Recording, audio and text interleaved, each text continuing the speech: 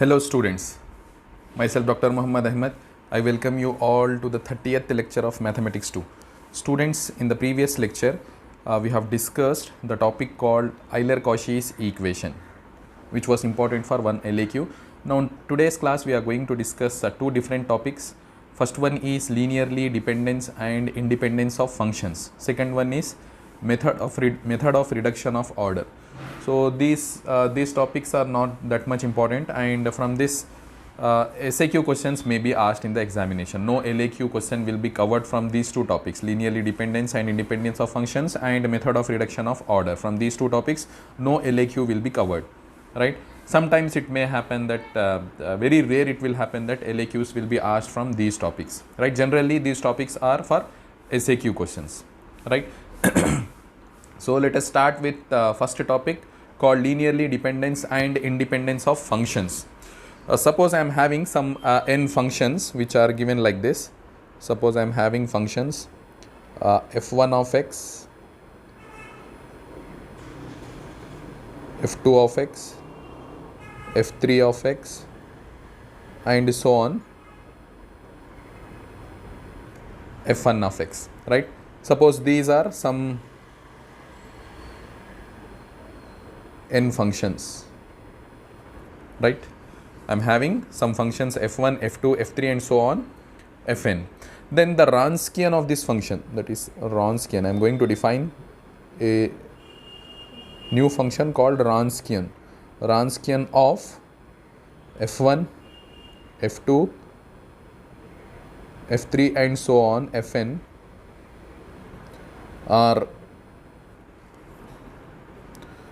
is denoted by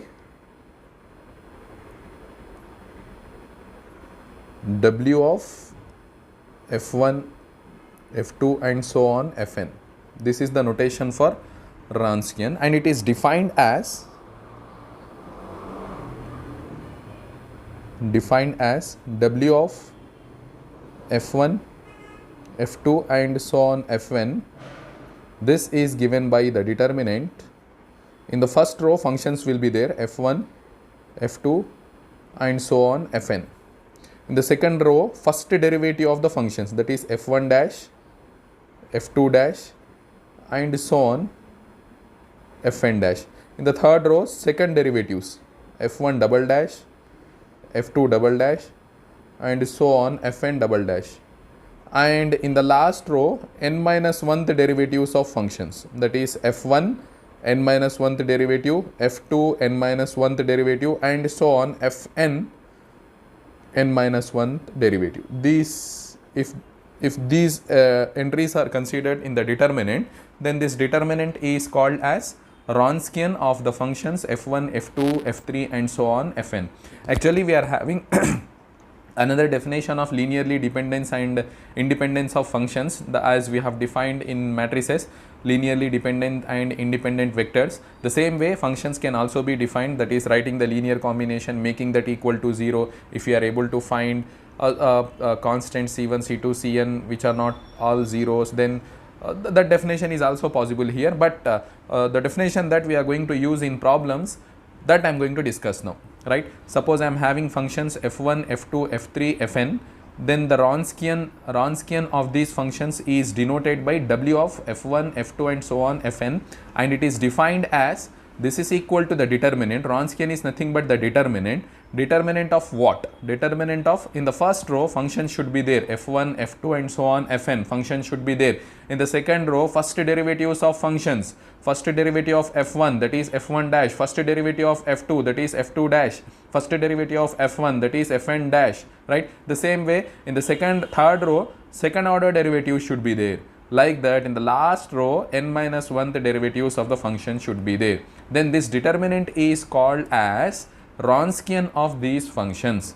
Now the linearly dependent and independence of vectors depends on the Wronskian. If Wronskian is not equal to 0 for all points x, then the functions are said to be linearly independent, right? So I am going to write 2 points here. If this Wronskian of f1, f2 and so on, fn, if this is not equal to 0 for all points in some interval, right? for all x in some interval, if the Wronskian value is not equal to 0, then these functions, then f1, f2 and so on fn are linearly independent.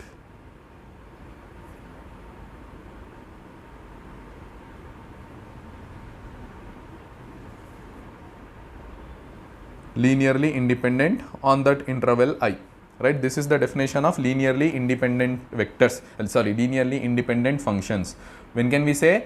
If the Wronskian is not equal to 0 for all points in some interval, for all points in some interval, if the Wronskian value is not equal to 0, then those functions are said to be linearly independent, right? The second point says that if this is equal to 0 for at least one point, that is f1, f2 and so on fn, Wronskian is equal to 0 for at least some point x naught belongs to some interval I, then f1, f2 and so on fn are linearly dependent, right? So for at least one point, if the Wronskian is becoming 0, then on any interval I, then the functions are said to be linearly dependent on that interval I. If the Wronskian is not equal to 0, then the functions are linearly independent. If the Wronskian is 0, then the functions are linearly dependent, right? So based on this, we are going to see few problems in which the question will be like few functions will be given, 2 to 3 functions will be given, and you will be asked to test whether they are linearly independent or dependent, right? So what we have to do, we have to find this Wronskian. If the Wronskian is 0, vectors are linearly independent, vectors are linearly dependent. If the Wronskian is not equal to 0 for all points on that interval, then the vectors are linearly independent. The first question is, show that the functions x, x square, x cube, 3 functions are given here, x, x square and x cube are linearly independent on an interval I, on any interval I, which is not containing 0, right? We have to show that these 3 functions are linearly independent on any interval I which is not containing 0. So first what we have to do, we have to find the Wronskian of these 3 functions, and we have to show that Wronskian is not equal to 0 on this interval. Wronskian is not equal to 0 on this interval. This we have to show. If we show that the Wronskian of these 3 functions is not equal to 0 on this interval, then we can say that the functions are linearly independent. So let us consider, consider these functions as f1 is x and f2 as x square and f3 as x cube, right? 3 functions. Then find the Wronskian of f1, f2, f3. This is defined to be the determinant of f1, f2, f3. This next row f1 dash, f2 dash, f3 dash. Third row f3 double dash, f1 double dash, f2 double dash, f3 double dash, right? So this is called as Wronskian of f1, f2, f3. Now this is equal to determinant of what are f1, f2, f3? f1, f2, f3 are x, x square and x cube. Then f1 dash, derivative of f1, derivative of this, derivative of this, derivative of x is 1, right? Derivative of x is 1, derivative of x square is 2x, derivative of x cube is 3x square. Now next derivatives again, f1 double dash, derivative of this, derivative of this, derivative of this, like that. So derivative of 1 is 0, derivative of 2x is 2, derivative of 3x square is 6x, right? So now we have to simplify this determinant and show that the determinant is not equal to 0 on this interval. So let us simplify this determinant, which is equal to, what will happen, x into, so let us expand this, x into, see 2x into 6x. So what will happen, 12x square minus 3x square into 2 is 6x square minus x square into, remove this column and this row, then what will remain, 1 into 6x is 6x minus 0 into 3x square is 0. Now plus x cube into, see, x cube into, remove this column and this row, then what will remain? 2 into 1 is 2, minus 2x into 0 is 0. Now simplify this, what will happen? 12 minus 6, 6x square into x, 6x cube, minus what will happen here also? 6x cube plus 2x cube. Then what will remain? Minus 6x cube plus 6x cube will get cancelled, 2x cube will remain, right? 2x cube will remain. Now 2x cube, see, x is there.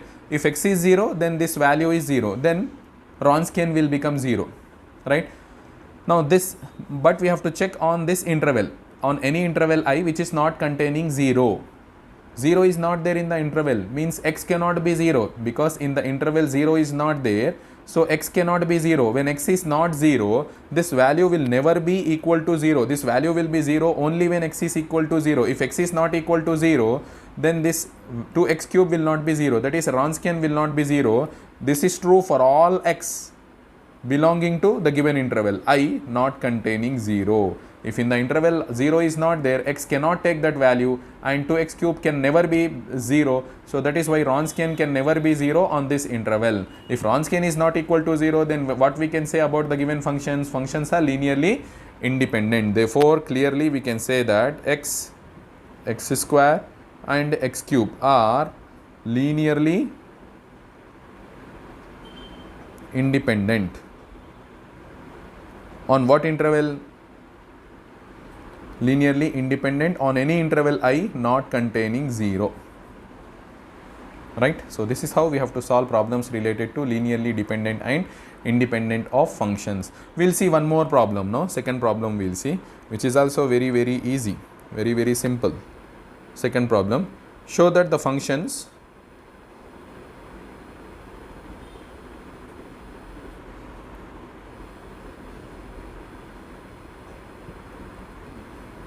three functions are given again, 1 sin x and cos x.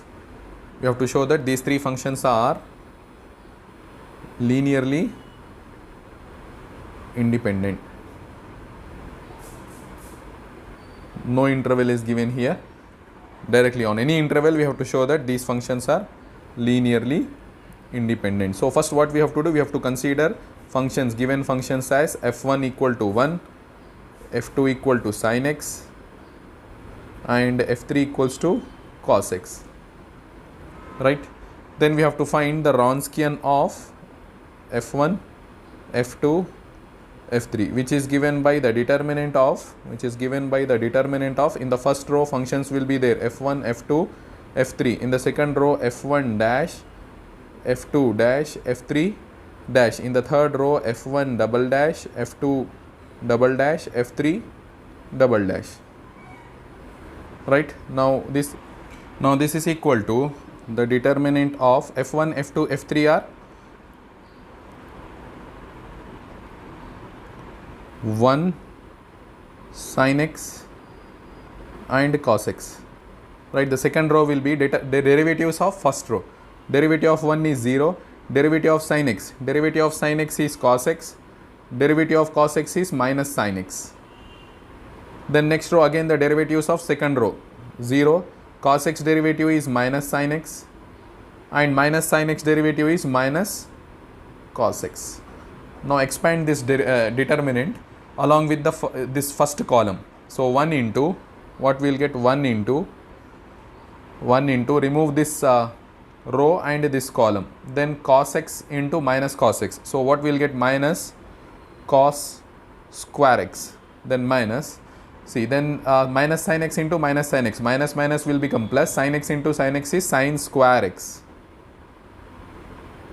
Now simplify this, what will happen, minus you take outside, minus 1 into, what will remain, sin square x plus cos square x, sin square theta plus cos square theta, which is 1. So minus 1 will remain.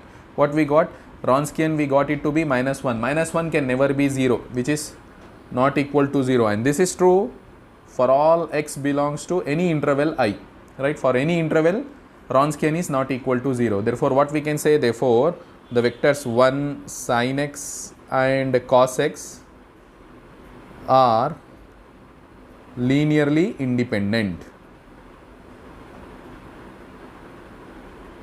Right, for any interval the vectors the functions 1 sin x cos x are linearly independent.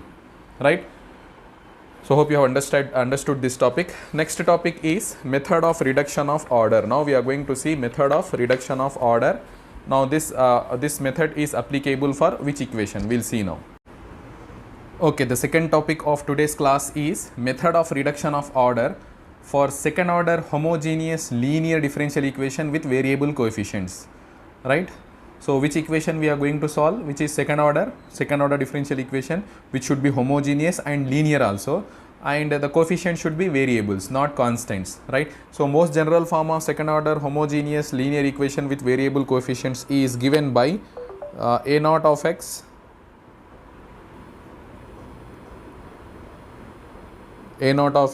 d square y by dx square second order derivative of y plus a1 of x dy by dx plus a2 of x into y equal to 0.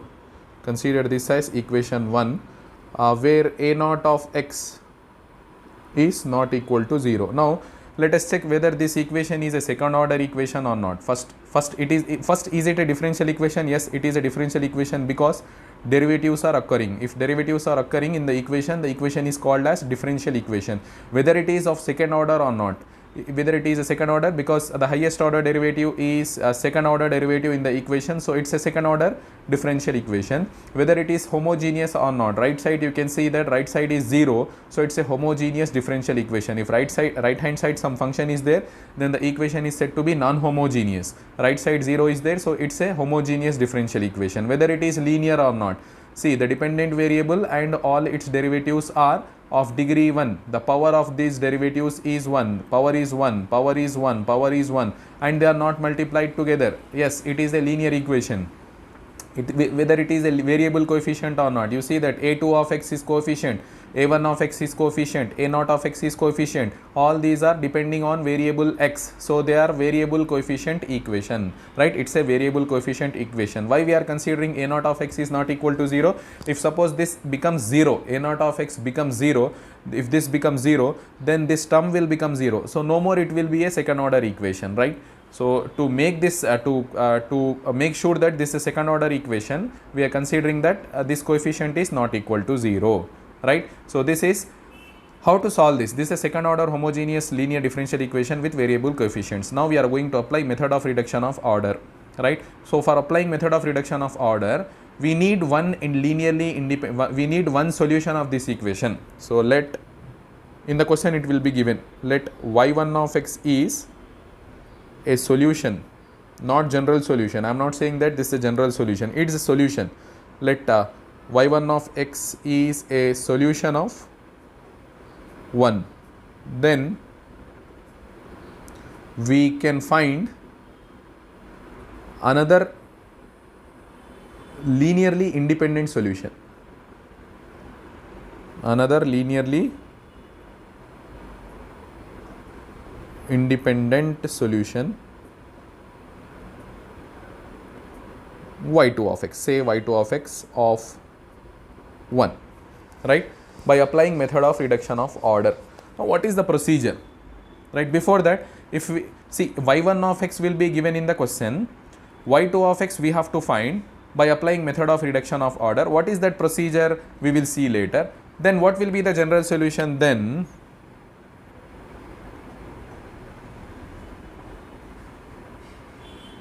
general solution of 1 is, this is y equals to some arbitrary constant a into y1 of x plus another arbitrary constant b into y2 of x. This will be the general solution. Right, so y1 of x will be given in the question. By applying method of reduction of order for this type of equation, we have to find y2 of x. For finding how to find y2 of x, we will see now. Then the general solution will be a into y1 of x plus b into y2 of x. Now let us see the working rule to find y2 of x. Right, working rule, I am going to write working rule.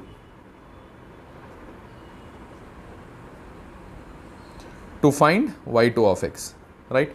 y1 of x is given in the question. Then y2 of x is given by, so the procedure is y2 of x is given by u of x into y1 of x. This y1 of x will be given in the question. Now what is u of x? Where this u of x is given by integral v of x dx with, what is v of x now? See, u of x is given by integral of v of x. Now what is v of x? V of x is given by 1 by y1 square e power minus integral p of x dx. What is v of x here? V of x is given by 1 by y1 square e power minus integral p of x dx, where what is p of x? See, p of x is given by, from the equation what is a1 of x and what is a0 of x. The ratio of a1 of x by a0 of x, right? This is p of x. So what we have to do for finding y2 of x, we need to find u, where u is given by integral of v and v is given by 1 by y1 square. y1 is already given in the question, 1 by y1 square e power minus integral p of x dx, where p of x is given by a1 by a0. a1 by a0 we can get from the given equation. We can find from the given equation. This one a1, this coefficient is a1, this coefficient is a0. So we have to start the procedure from here. First we have to find the ratio of a1 and a0, that will be p. Then we have to find e power minus integral p of x multiplied with 1 by y1 square, we will get v. Then integrate v to get u. Once you get u, you will get y2 by multiplying u and y1. So this is the procedure of finding. Once we get y2, then we can find the general solution, a into y1 plus b into y2. This will be the general solution. So this is the procedure you have to remember. y2 will be given by, y1 will be given in the question, y2 will be given by u into y1. u is given by integral of v, v is given by 1 by y1 square e power minus integral p of x dx, p is given by a1 by a0. a1 by a0 will be given from the, we can get from the equation, right? Now we will see problems related to this. Okay, the first question is, if y1 equals to 1 by x is one of the solutions of the differential equation x square y double dash plus 4x into y dash plus 2y equals to 0, right? Then we have to then find the general solution of it by reducing its order, right? What is given? One variable coefficient second order linear equation with variable coefficients is given, right? It's a second order differential equation because y double dash is there. It is linear also, it is homogeneous also, and the coefficients are variables 4x and x square. Here if we compare this with the general equation, so consider this given x square y double dash plus 4x y dash plus 2y equal to 0. Consider this as equation 1. Compare it with the general form.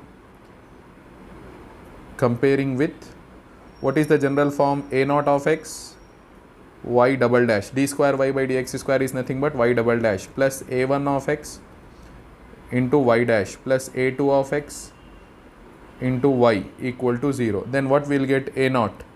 a0 we will get it to be x square and a1 we will get it to be 4x. a1 is the coefficient of y dash. So we got a0 and a1, right? What is the question? We have to find the general solution. See, the general solution, just now I told you that general solution is given by a into y1, b into y2. y1 first solution is given. We have to find the second linearly independent solution y2. y1 is given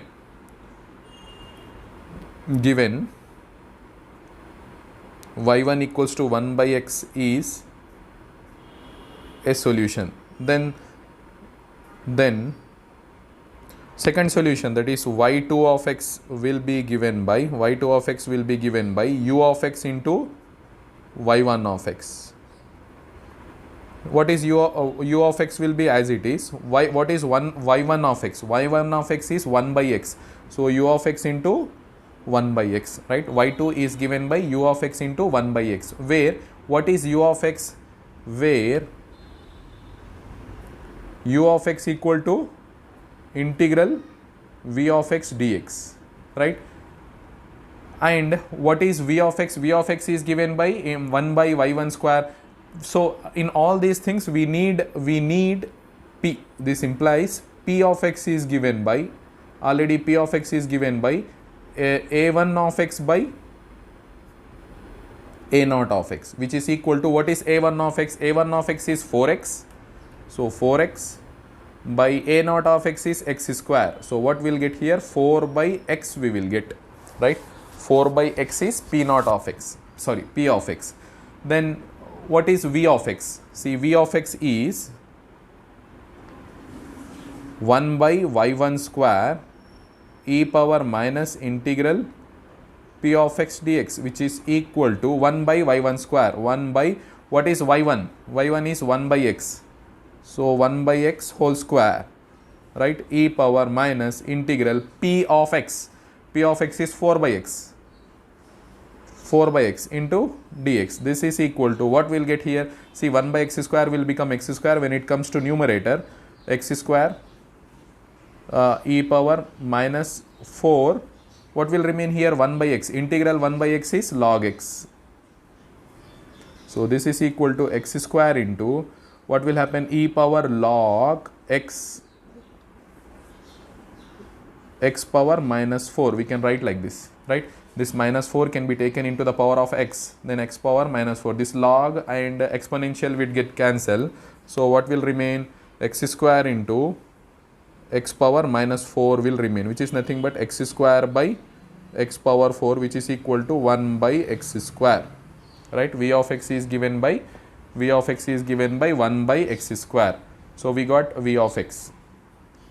Now we have to find u of x. Now u of x equal to integral v of x dx, which is equal to integral, what is v of x? 1 by x square into dx. Now integration of x square, 1 by x square, is x power minus 2 plus 1 by minus 2 plus 1, which is nothing but minus 1 by x, right? So what will happen here? X power minus 1 plus 2 is x power minus 1. When it goes down, we will get x. Minus 2 plus 1 is minus 1 we will get, right? So minus 1 by x is u of x. Therefore finally, what is y2 of x? Y2 of x equal to, see here, u of x into 1 by x. U of x is minus 1 by x. So minus 1 by x into 1 by x, which is minus 1 by x square. This is y2. We got y2 to be minus 1 by x square. Therefore what will be the general solution? Therefore general solution of 1 is y equals to a into y1 plus b into y2, which is equal to a into, what is y1? y1 is 1 by x. y1 is 1 by x plus b into, what is y2? y2 is minus 1 by x square, minus 1 by x square. So simplified form we can write this as a into 1 by x minus b into 1 by x square. This is the required general solution. So this is the procedure of method of reduction of order, right? Let me explain this once again. What is the question given? y1 equals to 1 by x is one of the solutions of this differential equation, right? We have to find the general solution. For getting the general solution, we need another linearly independent solution, y2. y1 is given, right? Compare the given equation with the general form, then we will get a0 to be x square, a1 to be 4x, right? Then we can find p of x, which is given by a1 by a0, 4x by x square, which is 4 by x, right? Also y1 is given to be 1 by x, which is solution. Then y2 will be, according to the procedure of method of reduction of order, y2 will be given by u of x into y1 of x. y1 is 1 by x, so u of x into 1 by x, where u of x is given by integral v of x, and v of x is given by 1 by y1 square e power minus integral p of x dx. P of x is already there, 4 by x. Put it here. Now simplify, we will get x square into e power log x power minus 4. Finally, we will get, because exponential and log will get cancelled, x power minus 4 into x square we will get. Simplifying that, we will get 1 by x square, right? This is v of x. Keep here. Then we will get 1 minus 1 by x as u of x, right? Then finally y2 will be u of x into 1 by x. U of x just now we got it to be minus 1 by x. So minus 1 by x into 1 by x is minus 1 by x square. General solution will be a into y1 1 by x, b into y2 minus 1 by x square. So this is the required general solution. This is the procedure of method of reduction of order, right? So with this we have completed unit 3. In next class we will start unit 4, right, which is special functions. So differential equations, the concepts of differential equations ends here in the syllabus. Unit 1 was matrices, unit 2 was differential equations of first order, unit 3 is differential equations of higher order. So differential equation concepts are over now. Now we are going to see special functions. What are special functions in your syllabus? Beta function, gamma function, error function, then Legendre polynomials. All those things will be there, that we will see in 4th unit, right? I am going to end today's session here. See you in the next class. Thank you.